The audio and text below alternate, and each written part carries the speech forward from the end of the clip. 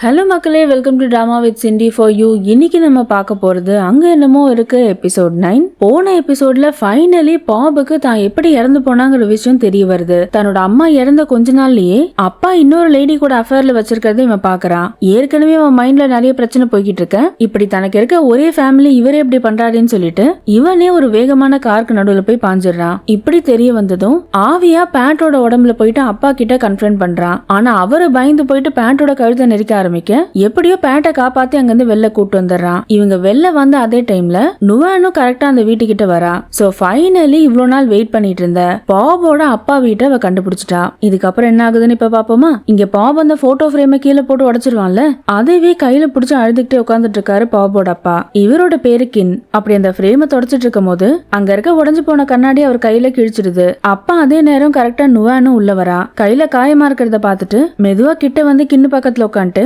அவர் கையில இருக்க அந்த போட்டோவை எடுக்க ட்ரை பண்றா. நுவான் திடீர்னு அங்க வருவான்னு கிண்ண எதிர்பார்க்காம நுவான் நீ எப்படி இங்க அப்படின்னு கேட்க, முதல்ல அந்த போட்டோ என்கிட்ட கொடு, இதுக்கு மேல இது வேண்டாம், இதெல்லாம் பழசு, மறந்துரு அப்படின்னு சொல்லிட்டு அந்த போட்டோவை வலுக்கட்டாயமா வாங்கி ஓரமா வைக்கிறா. கிண்ணுக்கு ஒரு நிமிஷம் என்ன நடக்குதுன்னு புரியாம அப்படியே அமைதியா உட்காந்துட்டு இருக்க. ஒரு துணி எடுத்து அந்த காயத்தை கட்டு போட்டு உன்னோட காயத்தை நான் சரி பண்றேன், உனக்கு நான் மருந்தா இருக்கேன் அப்படின்னு சொல்லிட்டு ஒரு மாதிரி சிடக்டிவா கிண்ண அப்ரோச் பண்றா. நான் உன்னை பாக்குறதுக்காகவும் இந்த நிமிஷத்துக்காகவும் எவ்வளவு நாள் வெயிட் பண்ண தெரியுமா?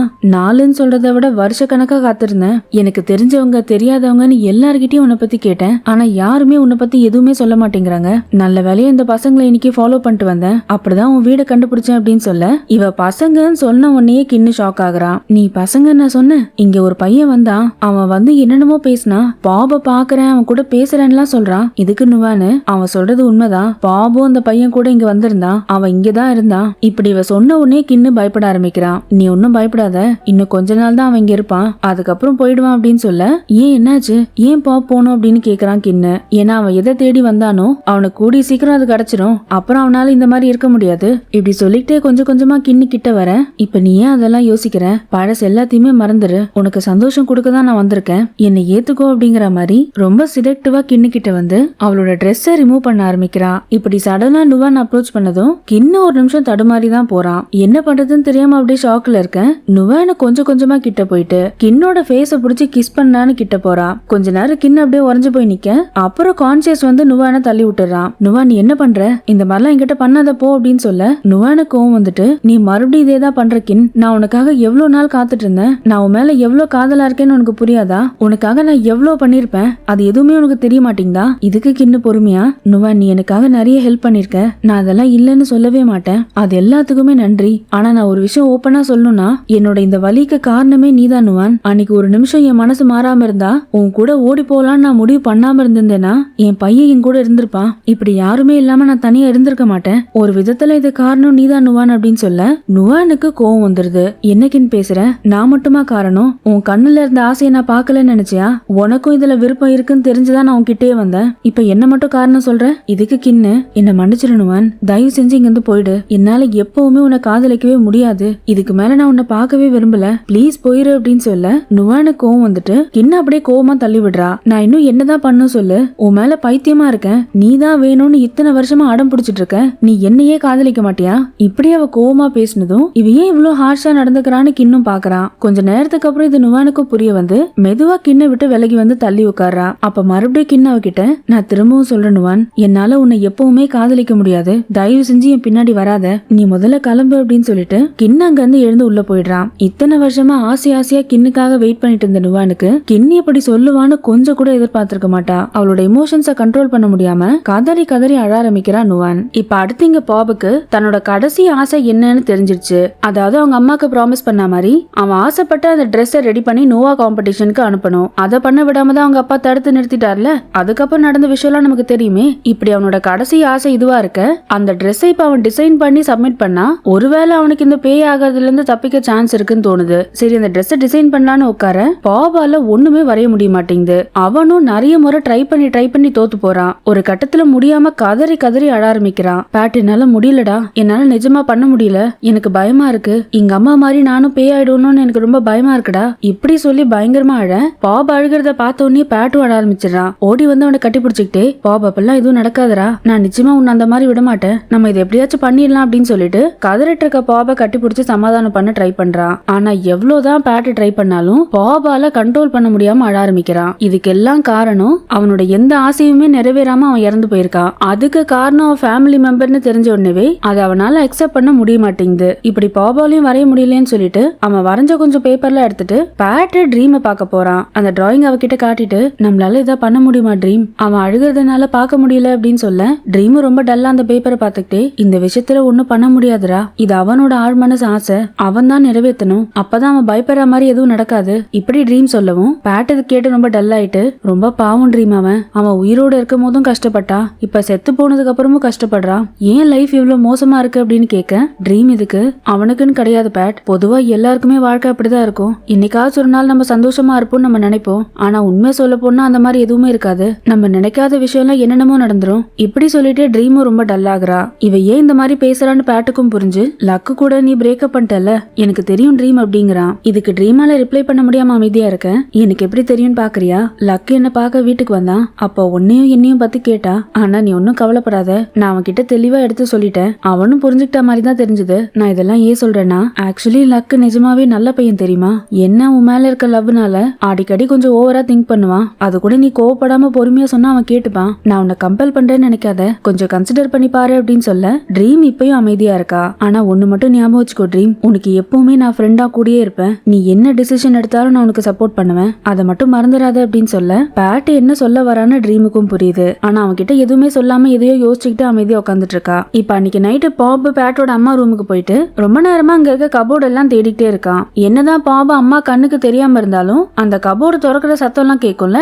அதனால பாபு மெதுவா சத்தம் கேட்காம எல்லாத்தையும் செக் பண்ண ஆரம்பிக்கிறான். அப்படி ஒரு கபோர்டை செக் பண்ணும் போதுதான் அவனுக்கு ஏதோ ஒரு விஷயம் கையில கிடைக்க அதை எடுத்துட்டு வெளில வந்துடுறான். இதை அப்படியே கொண்டு வந்து பேட்டு கிட்ட கொடுக்க என்னன்னு பார்த்தா அது ஒரு மெமரி கார்டு. நான் உயிரோட இருக்கும் போது எங்க அம்மா கூட சேர்ந்து நிறைய போட்டோ எல்லாம் எடுத்துக்கிட்டேன்டா, ஏதோ சடனா ஞாபகம் வந்துச்சு, இதை கொஞ்சம் போட்டு விடு அப்படின்னு சொல்ல பேட்டு அந்த கார்டை ஓபன் பண்ணி பார்த்தா பாபு உங்க அம்மாவும் சேர்ந்து இருக்க மாதிரி நிறைய போட்டோ இருக்கு, கடைசியா ஒரு வீடியோ மட்டும் இருக்கு. என்னடா வீடியோ இது அப்படின்னு பேட்டு கேட்க நான் வீடியோ எல்லாம் எதுவும் எடுத்த மாதிரி ஞாபகம் இல்ல, சரி பிளே பண்ணி என்னன்னு பாப்போம் அப்படின்னு சொல்ல அந்த வீடியோவை பிளே பண்ணா பாபோட அம்மா அதுல பேசியிருக்காங்க. சோ அவங்க உயிரோட இருக்கும் போது இந்த வீடியோவை அவங்களே ரெக்கார்ட் பண்ணி சேவ் பண்ணி வச்சிருக்காங்க.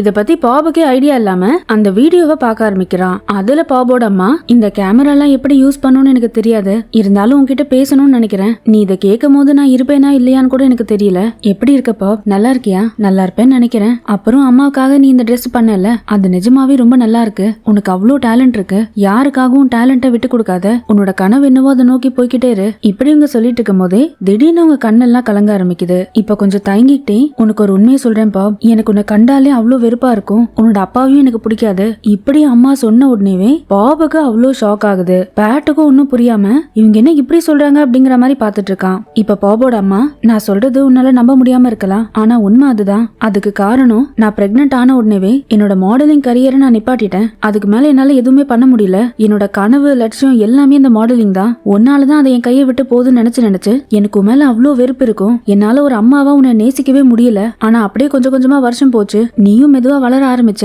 அப்போ எனக்கே தெரியாம உன் மேல ஒரு அஃபெக்ஷன் வந்தது, ஆனா அதுக்காக என் மனசுல இருக்க அந்த வெறுப்பு மட்டும் போகவே இல்ல, என்னோட ஒட்டுமொத்த வாழ்க்கையும் பாழாக்குனது நீதான் என் மனசுல அவ்வளவு ஆழமா பதிஞ்சிடுச்சு, ஒருவேளை என்னோட மோசமான இது நினைப்பினாலயோ என்னமோ எனக்கு உடம்பு முடியாம போயிடுச்சு, அப்பவே நான் முடிவு பண்ணிட்டேன் இதுக்கு மேல உங்களுக்கு நான் பாரமா இருக்க மாட்டேன், அதனால உங்க அப்பா கிட்ட இருந்து பிரிஞ்சு வந்து அவர் எனக்காக பண்ற ஹாஸ்பிட்டல் செலவு கூட நான் வேண்டாம்னு சொல்லிட்டேன், இதை கேட்டு நீ எவ்வளவு கஷ்டப்படுவேன்னு எனக்கு புரியுதுப்பா, ஆனா என் மனசுல இருக்கிற உண்மையான விஷயத்த உன்கிட்ட சொல்லணும்னு தோணுச்சு, நான் என்னதான் உன்னை வெறுத்தாலும் உன் மேல பாசம் எனக்கு இல்லாம இல்லப்பா, உன்னைனா எனக்கு அவ்வளவு பிடிக்கும், ஒரு அம்மாவா நான் இதை சொல்றது தப்புதான், இருந்தாலும் அம்மாவை மன்னிச்சிரு, இப்ப கூட ஏன் சொல்றேன்னா என் உடம்பு ரொம்ப முடியாம போகுது, இன்னும் எவ்வளவு நாள் இருக்க போறேன்னு எனக்கு தெரியல, இப்பயாச்சும் உன்கிட்ட சொல்லணும்னு தோணுச்சு, அம்மாவை மன்னிச்சிருப்பா அப்படின்னு சொல்ல இதெல்லாம் கேட்ட உடனேவே பாபு பயங்கரமா அழ ஆரம்பிக்கிறான். மக்களே மேபி இந்த ரீசன்னாலதான் பாபு அவன் பேய் அம்மாவை பார்க்கும் போது ஆரம்பத்துல அவன் மேல பாசமா இருக்க மாதிரி அவன் கிட்ட வருவாங்க, ஆனா கொஞ்ச நேரம் போனதுக்கு அப்புறம் பாபோட கழுத்தை நெரிக்க ஆரம்பிப்பாங்க, அவங்க மனசுக்குள்ள பாப் மேல அந்த அன்பும் இருக்கு, அதே நேரம் அவன் மேல இருக்க வெறுப்பும் குறையல, இது அவங்க செத்து பேயானதுக்கு அப்புறம் கூட கண்டினியூ ஆயிட்டு இருக்கு போல.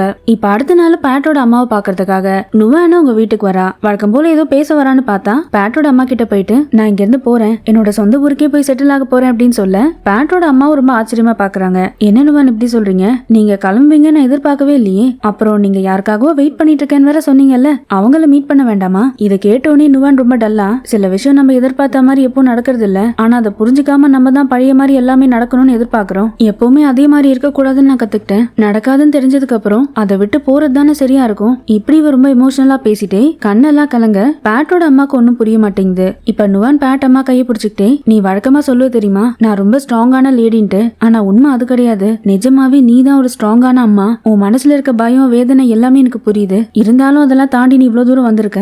இனிமேலும் இதே மாதிரி ஸ்ட்ராங்கா இரு, எல்லாமே நல்லதா நடக்கும் அப்படின்னு சொல்லிட்டு நான் வெளியில இருக்க கோயில்ல கொஞ்ச நேரம் சாமி கும்பிட்டு கிளம்புறேன் அப்படின்ட்டு வெளில போறா. இப்ப அடுத்து நுவான்னு பேய் தாத்தா கிட்ட வரா. அவரும் அவளுக்காக அங்க வெயிட் பண்ணிட்டு இருக்க. நுவான் ஏதோ சொல்ல வரா. அதுக்குள்ள பேய் தாத்தா, என்ன நடந்துச்சுன்னு எனக்கு தெரியும் நுவான், நீ எதுவும் என்கிட்ட சொல்ல வேண்டாம். இது உனக்கு கஷ்டமா தான் இருக்கும். ஆனா நீ எடுத்த முடிவுதான் சரி. இனிமேல் என்ன பண்ண போற அப்படின்னு கேட்க, இதுக்கு நுவான், நான் சில விஷயம் அடைஞ்சே ஆகணும்னு ரொம்ப ஆசைப்பட்டேன்ப்பா. இன்னைக்கு நடக்கும் நாளைக்கு நடக்கும்னு கனவு கண்டுகிட்டே இருந்தேன். ஆனா உண்மை எனக்கு இப்பதான் புரியுது. நான் எவ்வளவு முயற்சி பண்ணாலும் சில விஷயங்களை என்னால அடையவே முடியாது. வாழ்க்கை அவ்வளவுதான் இல்லப்பா. இப்படி இவ சொல்லிக்கிட்டே, இதுல இருந்து எனக்கு மட்டும் விடுதலை இல்லப்பா, நான் உன்னையும் விடுவிக்கிறேன். இனிமேல் என் கட்டுப்பாட்டுல இருக்கணும்னு அவசியம் இல்லப்பா, நீங்க இருந்து போயிடலாம் அப்படின்னு சொல்ல, பேய்தாத்தா அவளை பார்த்து சிரிச்சுக்கிட்டே இங்க வா அப்படின்னு சொல்லிட்டு கூப்பிட, இவ்வளவு நேரம் மூஞ்ச ரொம்ப இறுக்கமா வச்சுட்டு இருந்த நுவானு தன்னோட அப்பா பாசமா கூப்பிட்டதும் ஒரு குழந்தை மாதிரி அழுதுகிட்டே போய் பேய்தாத்தாவை கட்டி பிடிச்சுக்கிறா. தாத்தாவும் அவளை கட்டி பிடிச்சுக்கிட்டே, அப்பாவை மன்னிச்சிருமா, உன்னை ஃபோர்ஸ் பண்ணி அந்த கல்யாணம் நான் பண்ணி வச்சிருக்க கூடாது. நான் பண்ண தப்புனால நீ இவ்வளவு வருஷம் கஷ்டப்படுற. அப்பாவை தயவு செஞ்சு மன்னிச்சிரு அப்படின்னு சொல்ல, நுவானும் அப்பாவை கட்டி பிடிச்சிட்டு பயங்கரமா அழுகிறா. இந்த ஒரு பழமொழி சொல்லுவாங்கல்ல மக்களே, கண் கெட்டதுக்கு அப்புறம் சூரிய நமஸ்காரம்ட்டு, அந்த மாதிரிதான் இருக்கு. அவர் உயிரோட இருக்கும் போது ஃபோர்ஸ் பண்ணி கல்யாணம் பண்ணி வச்சுட்டாரு. சரி, அவர் தான் நல்லா இருந்தாரா? இல்ல. கட்டி வச்ச பொண்ணாச்சு நல்லா இருக்கா? அதுவும் இல்ல. இப்படி வலுக்கட்டாயமா கல்யாணம் பண்ணி வச்சு யார் நல்லா இருக்க போறாங்கன்னு தான் தெரியல. அதிகபட்சம் என்ன, அவங்களோட ஈகோ சாட்டிஸ்ஃபை ஆகுது. அதுக்காக இன்னமும் இந்த மாதிரி விஷயங்கள்லாம் நடந்துட்டு தான் இருக்குல்ல மக்களே. சரி, மனசு கஷ்டமா இருந்தாலும் அடுத்து என்ன ஆகுதுன்னு பாப்போம். இங்க உள்ள வீட்டுல பேட் ரொம்ப ஆசையா பாப் கிட்ட வந்து, டே நம்ம 2 பேரும் சேர்ந்து ஒரு போட்டோ எடுத்துக்கலாமா அப்படின்னு கேக்குறான். இதுக்கு பாப் ரொம்ப டல்லா, என்னடா பேசுற, நான் தான் போட்டோல விட மாட்டேன்ல, அப்புறம் எதுக்கு எடுக்கிற? இதுக்கு பேட்டு, அது முன்னாடிடா, இப்பதான் என்னால உன்னை தொட முடியுதுல்ல, ஒருவேளை இப்ப போட்டோல விழுதான்னு பாப்போம், கொஞ்சம் சிரியா அப்படின்னு சொல்லிட்டு இவனும் போன்ல போட்டோ எடுக்கிறான். சரி, பாப போட்டோல விழுந்திருக்கானான்னு ஆசையா பாக்க, இவன் எதிர்பார்த்த மாதிரியே பாப அந்த போட்டோல இருக்கான். என்னடா இது எப்படி நடந்துச்சு, இதுக்கு வாய்ப்பே இல்லையே அப்படின்னு பாபு கேட்க, இதுக்கு பேட்டு, ஒருவேளை முன்னாடி பேய் தாத்தா சொன்னாருன்னு நீ சொன்னல, நீ ஒரு விஷயம் மேல அதிக ஈடுபாடு வந்துச்சுன்னா அதை உன்னால பண்ண முடியும் அப்படின்னு சொல்லியிருந்தாரு. நீ முன்னாடி என்கிட்ட போட்டோ எடுக்கும் போது அவ்வளவு ஓப்பனா என்கிட்ட பேசல, இப்ப நம்ம கொஞ்சம் க்ளோஸ் ஆயிருக்கோம்ல, ஒருவேளை அதனால போட்டோல வரையோ என்னமோ இப்படி இவன் சிரிச்சுக்கிட்டே பாப் பார்த்து சொல்லவும், என்ன க்ளோஸ் ஆயிட்டாங்க நான் சொல்றேன் அப்படின்னு சொல்லிட்டு பேட்டு கூட செல்லமா விளையாடிட்டு இருக்கான். அப்பா கரெக்டா அப்படின்னு ஒரு குரல் கேக்குது. யாராவே அப்படின்னு பாபு எழுந்து பார்த்தா நம்ம பேய் தாத்தா கபால்னு ரூம்ல வந்து நிக்கிறாரு. நோட் த பாயிண்ட் மக்களே, பேய் தாத்தா நம்ம பாபு கண்ணுக்கு மட்டும்தான் தெரியுவான். பேட்டுக்கு என்ன நடந்துச்சுன்னே புரியாம, டே பாபு என்னடாச்சு, ஏன் ஒரு மாதிரி முடிக்கிற அப்படின்னு கேட்க, பேட் ஒன்னும் பயப்படாதரா, பேய் தாத்தா நம்ம ரூம்ல இங்க வந்து நிக்கிறாரு அப்படின்னு சொல்ல, பேட்டு சுத்தி முத்தி மாத்துட்டு, என்னடா சொல்ற, அவரு கொஞ்சம் கூட இங்கிதமே கிடையாதா, சடார்னு அவரா ரூம்குள்ள வந்துருவாரா என்ன இப்படி அவன் கேட்டதும், பேய் தாத்தா பாபு கிட்ட, அதெல்லாம் நீங்க அப்புறம் வச்சுக்கோங்க, பாபு நான் கிட்ட முக்கியமா பேசணும் வா அப்படின்னு சொல்லிட்டு பாப தனியா கூட்டு போறாரு. இப்ப பேய் தாத்தா அங்கிருந்து போக போறாருங்கிற விஷயத்த பாபு கிட்ட சொல்றாரு. என்ன தாத்தா சொல்றீங்க, நீங்க போறீங்களா, ஏன் எதுக்கு இப்படி அவன் ஷாக் ஆக, தாத்தா சிரிச்சுக்கிட்டே, என்ன பாப் கேள்வி இது, நான் என்ன நிரந்தரமா இங்கே இருக்க முடியுமா, என்னைக்காச்சும் ஒரு நாள் போய் தானே ஆகணும். ஆனா உண்மையை சொல்லணும்னா நீ போனதுக்கு அப்புறம் தான் நான் போவேன்னு முடிவே பண்ணிட்டேன். எனக்கும் இது கொஞ்சம் சர்ப்ரைசிங்கா தான் இருக்கு அப்படின்னு சொல்ல, பாபு ரொம்ப டல்லா, என்ன தாத்தா அப்படி சொல்றீங்க, சரி இப்ப எங்க போறீங்க, அங்க என்ன இருக்கும் அப்படின்னு கேட்க, இதுக்கு பேய் தாத்தா, நான் எங்க இருந்து வந்தேனோ அங்கே போறேன், அங்க என்னோட வைஃப் எனக்காக காத்துட்டு இருக்கா, அது என்ன இடம் நான் இப்ப சொன்னா உனக்கு புரியாது, இங்க உன்னோட வேலையெல்லாம் முடிச்சுட்டு நீயும் அங்க வருவல்ல, அப்ப உனக்கே தெரியும். இப்படி சொல்லிக்கிட்டே பாப் கிட்ட வந்து, நீ இவ்வளவு நாள் ரொம்ப தைரியமா இருந்த பாப், நிறைய டைம் உன்னை பார்த்து நான் ஆச்சரியப்பட்டிருக்கேன். ஆனா உனக்கு ஒரு முக்கியமான விஷயம் சொல்றேன், அடுத்து வரப்போற கொஞ்ச நாள்ல நீ இன்னும் தைரியமா இருக்கணும். நீ பெரிய பெரிய சேலஞ்சஸ் எல்லாம் சந்திக்க வேண்டியிருக்கும், எதுக்குமே பயப்படாத, தைரியமா இரு அப்படின்னு சொல்ல, தாத்தா இப்படி பேச பேச பாபு பயப்பட ஆரம்பிக்கிறான். பெரிய விஷயமா, என்ன தாத்தா அதெல்லாம், என்ன சொல்றீங்க அப்படின்னு கேட்க, இவன் இப்படி கேட்ட அடுத்த செகண்ட் அவங்க வீட்டு காலிங் பெல்ல யாரோ அடிக்கிறாங்க. யாரு வந்திருக்காங்கன்னு பார்த்தா நம்ம பாம்போட அப்பா. இவர் இங்க எதுக்கு வந்தாருங்கிற மாதிரி 2 பேருமே பார்க்க வீட்டுக்குள்ள வந்து பேட்டு கிட்ட பேச ஆரம்பிக்கிறாரு. நான் போன டைம் உன்கிட்ட ரொம்ப ஹார்ஷா நடந்துக்கிட்டேன், அதை நினைச்சு எனக்கே ரொம்ப கஷ்டமா இருக்கு. அப்போ நீ சொல்ற மாதிரி பாப் இங்கதான் இருக்கானா அப்படின்னு கேட்க, பேட் என்ன பண்றான், அவங்க உட்காந்துட்டு இருக்க சோஃபாக்கு பக்கத்துலயே ஒரு சேரை போட்டு பாப் அங்க வந்து உட்கார சொல்றான். அப்பாவாலதான் பாப பார்க்க முடியாதே, அவன் இங்கதான் இருக்கா அங்கிள், நீங்க பேசுங்க அப்படின்னு சொல்ல, அப்பா பாபு கிட்ட பேச ஆரம்பிக்கிறாரு. நீ ஏன் இவ்வளவு கோவமா இருக்க, என்ன ஏன் வெறுக்கிறன்னு எனக்கு புரியுது பாப், ஆனா நீ ஒரு விஷயம் தப்பா புரிஞ்சுக்கிட்ட, அன்னைக்கு நீ பார்த்தது எதுவுமே உண்மை இல்ல, அன்னைக்கு நைட்டு நுவான கிஸ் பண்ணத பாப் பார்த்தால, அன்னைக்கு ஆக்சுவலா என்ன நடந்துச்சுன்னு சொல்ல ஆரம்பிக்கிறாரு. வைஃப் இறந்த சோகத்துல பாபோட அப்பா கிண்ண தனியா இருக்க, அப்பா அவருக்கு சின்ன சின்ன ஹெல்ப் எல்லாம் பண்ண ஆரம்பிக்கிறான் நுவான். அவளோட இன்டென்ஷன் எப்படியாச்சும் கிண்ண கல்யாணம் பண்ணிக்கணும்ட்டு. அப்படியே பாபோட அப்பா கிட்ட ஆறுதலா பேசி பேசி கொஞ்சம் கொஞ்சமா அவர் மனசை மாத்த ட்ரை பண்றா. கின் இப்படி எவ்வளவு நாள் தான் இங்கே உட்காந்துட்டு இருக்க போற, உன் வைஃப் இறந்துட்டா, நீ இப்படி உட்காந்துட்டு இருக்கிறதுனால திரும்ப வர போறா? உனக்குன்னு ஒரு லைஃப் இருக்கு, உனக்குன்னு சந்தோஷம் இருக்கு, அதை நீ வாழ வேண்டாமா? அந்த சந்தோஷத்தை நான் உனக்கு தரேனே.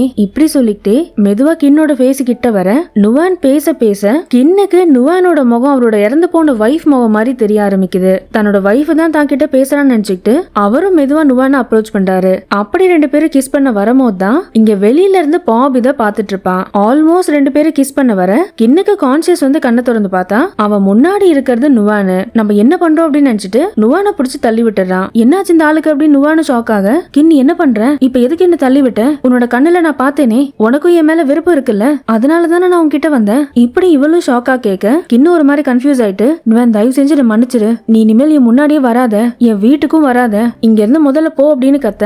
நுவானுக்கு இன்னமும் புரிய மாட்டேங்குது. என்ன சொல்ற கின், இப்ப கொஞ்ச நேரத்துக்கு முன்னாடி கூட என்னால ஃபீல் பண்ண முடிஞ்சிச்சே, உனக்கு என் மேல விருப்பம் இருக்குல்ல.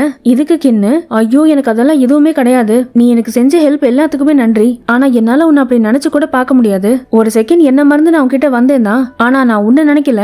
அப்ப நீ என்னோட வைஃபா தான் எனக்கு தெரிஞ்ச, அதை பார்த்து நீ தப்பா புரிஞ்சிருக்க, தயவு செஞ்சு இனிமேல் இங்க வராதுன்னு சொல்லிட்டு அவசர அவசரமா கின்னு வெளில வந்து பார்த்தா அப்ப கீழே ஒரு ஆரிகேமி பேப்பர் கிடைக்குது. இது பாம்போடதாச்சேன்னு சொல்லிட்டு அவரும் வேகமா எடுக்க பாம்பு இங்க வந்து இதை பார்த்துட்டு இருக்காங்கிற விஷயம் அவருக்கு தெரிய வருது. ஐயோ பெரிய தப்பு பண்ணிட்டோமே நினைச்சு பாம்புன்னு கத்திக்கிட்டே வெளில ஓடுறாரு. ஆனா இந்த இன்சிடென்ட்க்கு அப்புறம் தான் பாம்பு கார்ல போய் தானா மோதி செத்து போயிடுறான். இப்படி அப்பா சொன்னதை கேட்கும் போதே பாம்பு ரொம்ப கஷ்டப்பட்டு அழ ஆரம்பிக்கிறான். இப்ப மறுபடியும் அப்பா அவன்கிட்ட, நான் உனக்கு ஒரு நல்ல அப்பாவாவும் இல்ல, உன்னோட அம்மாவுக்கு நான் நல்ல ஹஸ்பண்டாவும் இல்ல, அவள் லைஃப் எப்படி ஆனது காரணமே நான் தான். அவளுக்கு கெரியர் மேல எவ்வளவு ஆசை இருந்துச்சுன்னு எனக்கு தெரியும், ஆனா நான் முட்டாள்தனமா கல்யாணம் பண்ணிட்டு எல்லாம் சரி பண்ணிடலாம்னு நினைச்சேன். என்னோட காதல் மட்டும் அவளுக்கு போதும்னு நினைச்சேன். நானும் எவ்வளவோ ட்ரை பண்ணேன், அவளை சந்தோஷமா பாத்துக்கிட்டேன். இப்படி சொல்லும் போதே அவர் அழ ஆரம்பிச்சுட்டு, ஆனா உங்க ரெண்டு பேர் மேல நான் உயிரே வச்சிருக்கேன், நீங்க எல்லாமே எனக்கு ஒவ்வொரு நிமிஷமும் நரகமா இருக்கு. இப்படி சொல்லிக்கிட்டே பேட்டை பார்த்து, பேட் எனக்கு ஒரு ஆசை இருக்கு, ஒரே ஒரு முறை என் பையனையும் என் வைஃபையும் பார்க்க முடியுமா? இப்படி அழுதுகிட்டே அப்பா கேட்கவும் பாம்புக்கும் அப்பாவை நினைச்சு ரொம்ப கஷ்டப்படுறான். சரி இதுக்கு ஏதாவது வாய்ப்பு இருக்கான்னு சொல்லிட்டு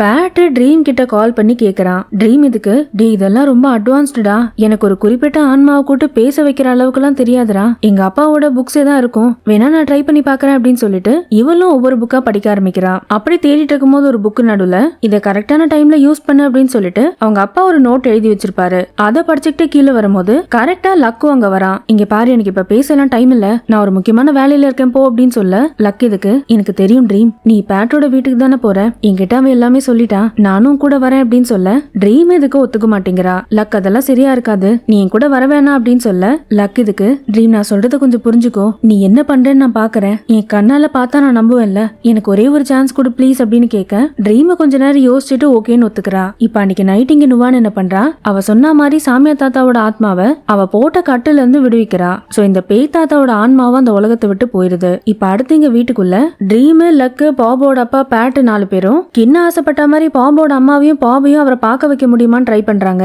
அப்ப பாம்பு அம்மா யூஸ் பண்ண சீப்ல இருந்து ஒரு முடி எடுத்துட்டு ட்ரீமோட முடியும் சேர்த்து நெருப்புல எரிய வைக்கிறா ட்ரீம். இப்படி பண்ண கொஞ்ச நேரத்திலேயே திடீர்னு காத்தெல்லாம் பயங்கரமா அடிக்க ஆரம்பிக்குது. அப்படி காத்து அடிச்சு கொஞ்ச நேரம் நிக்க பாம்போட அப்பா சுத்தி பார்த்துட்டே பாபு இங்கதான் இருக்கானா அப்படின்னு கேட்க பேட்டும் திரும்பி பார்த்துட்டு பாபு அங்க வந்திருக்கிறத கவனிக்கிறான். அப்படியே நேரா வந்து அப்பாவோட பக்கத்துல உட்கார்றான் பாபு. ஆனா இப்பவும் அப்பாவால பையனை பார்க்க முடியாது. சரி பாம்பு வந்துட்டான், என் வைஃப் வந்துட்டாளா அப்படின்னு கேட்க மறுபடியும் வேகமா காத்து அடிக்க ஆரம்பிக்குது. கொஞ்ச நேரத்துல அந்த காத்து பயங்கரமா ஸ்ட்ராங் ஆக எல்லாருமே பயப்பட ஆரம்பிக்கிறாங்க. ட்ரீமும் பயந்துகிட்டே பாபோட அம்மா இங்க வந்தாச்சு, அவங்க இங்கதான் இருக்காங்க அப்படின்னு சொல்ல பாபோட அப்பா எழுந்துட்டு, என் வைஃப் எங்க, என்னால அவளை பார்க்க முடியலையே, நீ இங்கதான் இருக்கியா, நான் சொல்றதெல்லாம் நீ கேட்டுட்டு இருக்கியா அப்படின்னு கத்த ட்ரீமுக்கு பதட்டமாகுது. பேட் இந்த மெழுகுவத்தி அணியறதுக்குள்ள பாபோட அம்மா அவர் கண்ணுக்கு தெரிஞ்சாகணும்டா, அப்படி அதுக்குள்ள அணிஞ்சிருச்சுன்னா அதுக்கு மேல எனக்கு என்ன பண்றதுன்னு தெரியாது, இப்படி சொல்லிட்டே உங்க கைய கொடுங்கன்னு சொல்லிட்டு லக்கோட கையும் பேட்டோட கையும் இறுக்கமா புடிச்சுக்கிறாங்க. அந்த மெழுகுவத்தியை சுத்தி வட்ட மாதிரி அப்படியே எல்லாரும் புடிச்சிட்டு இருக்க கொஞ்ச நேரத்துல காத்து பயங்கரமா அடிக்க ஆரம்பிக்க அந்த மெழுகுவத்தியும் அணைஞ்சு போகுது.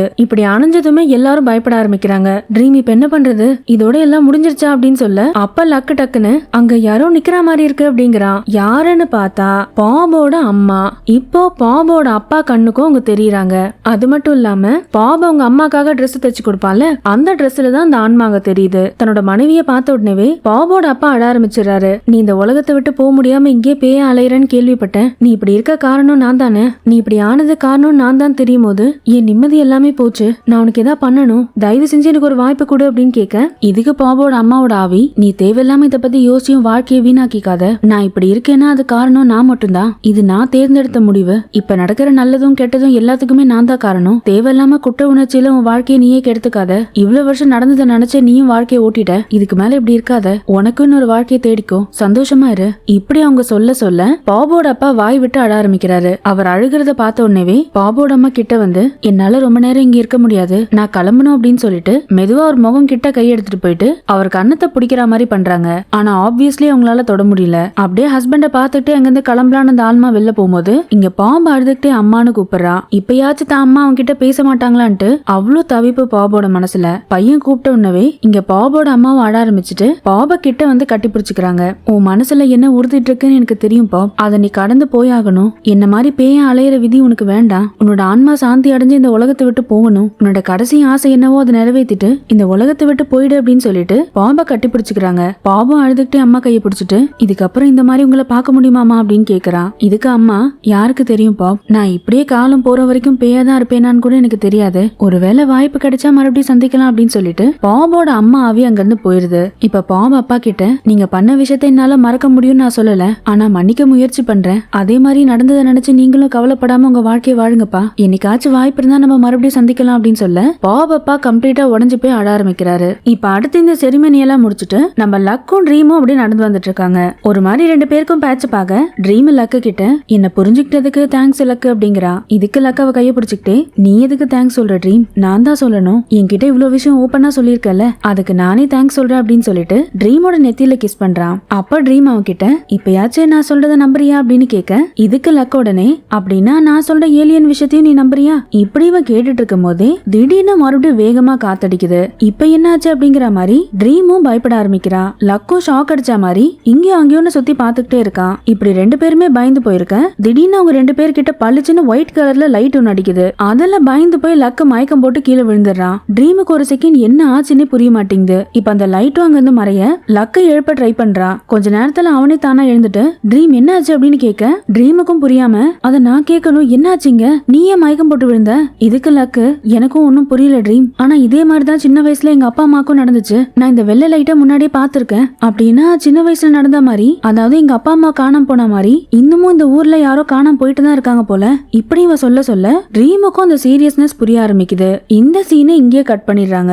இப்ப இங்க பேட்டோட வீட்ல வெளியில கார்டன்ல பேட் உட்கார அவன் மடியிலே பாப் படுத்துட்டு இருக்கான். அப்படியே இங்க இருக்க நிலா நட்சத்திரம் எல்லாம் ரசிச்சிட்டு இருக்க பேட் பாபு கிட்ட, இன்னைக்கு ஸ்டார்ஸ் எல்லாம் எவ்வளவு கிளியரா தெரியுது பாரு, ஒரு வழியா எல்லா பிரச்சனையும் முடிஞ்சுதுரா, நீ எப்படி ஃபீல் பண்ற அப்படின்னு பாபு கிட்ட கேட்க பாபு சிரிச்சுக்கிட்டே, அது என்னமோ உண்மைதான், என் மனசுல ஒரு விஷயம் உறுத்திக்கிட்டே இருந்தது, அது ஒரு வழியா முடிஞ்சிருச்சு, ஆனா கடைசியா நடக்க போற விஷயத்துக்காக நான் காத்துட்டு இருக்கேன். இப்படி அவன் சொன்னதும் பேட்டுக்கு ஒன்னும் புரியல. கடைசியா நடக்க போற விஷயமா, என்னடா சொல்ற, எல்லாம் முடிஞ்சிருச்சு தானே? இதுக்கு பாபு, நானும் அப்படிதானே நினைச்சிருப்பேன், ஆனா கடைசியா பேய் தாத்தா போகும்போது ஒரு பெரிய விஷயத்த நான் ஃபேஸ் பண்ணுன்னு சொன்னாரு, அது ரொம்ப கஷ்டமா இருக்கும்னு வேற சொன்னாரு, ஆனா அது என்னதுன்னு அவர் சொல்லவே இல்ல. எனக்கு என்னமோ கூடிய சீக்கிரம் அது நடக்க போகுதுன்னு நினைக்கிறேன், அதுக்காக காத்துட்டு இருக்கேன்டா அப்படின்னு சொல்ல பாபு சொல்ல சொல்ல பேட்டுக்கு பயமும் ஆகுது. அதே நேரம் பாபு அவனை விட்டு பிரிஞ்சு போறாங்கிறத நினைக்கும் போது அவன் அறியாம அவன் கண்ணெல்லாம் கலங்க ஆரம்பிக்குது. இந்த ஒரு சென்டிமெண்டல் எட் ஓபன் எண்டிங்கோட இந்த எபிசோட் முடிச்சிருக்காங்க.